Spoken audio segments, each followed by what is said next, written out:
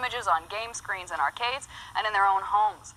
What makes video games so popular? Well, we search for an answer as we begin a special series on Video Fever, games people play. It is a cacophony of sounds from a symphony of electronics. If you're filling your time capsules these days, don't forget a bit of Frogger, or Mousetrap, or Grand Champion, or Pac-Man, or Ms. Pac-Man. They are video games. They are as American, well, as international as war. We've got that too. In 1981, Americans popped in between $5 and $9 billion worth of quarters and tokens into the slots of arcade video games. Pac-Man alone digested $200 million for its manufacturer, Bally Corporation's Midway. No human could begin to compute how many Pac-Man dots were gobbled up, how many little children and adults spent their free time at the joystick of a video game control. One study estimates that we spent 75,000 man-years doing this.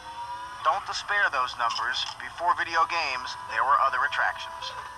Here's a sound to remember. The quiet ride of the silver ball, the ding of the bells as it hit the bumpers. There's a lot of us who remember pinball machines like these and pool tables like these, people my age and a little bit older.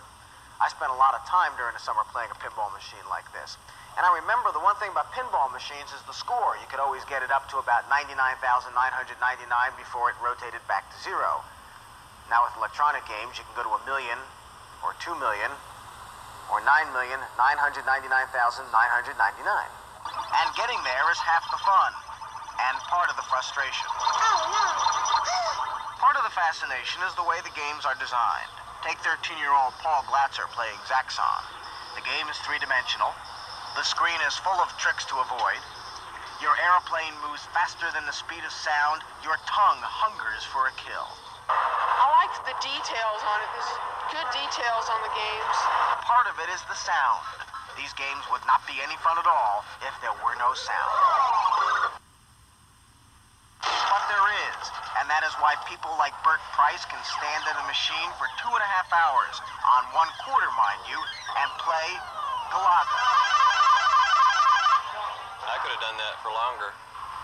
Just I lost all my ships. While we attack The United Way kicked off an... Huh?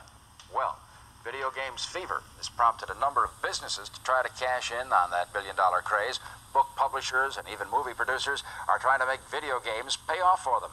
We go inside a video games factory and learn just how others are making their share of the big money as we continue our special service of video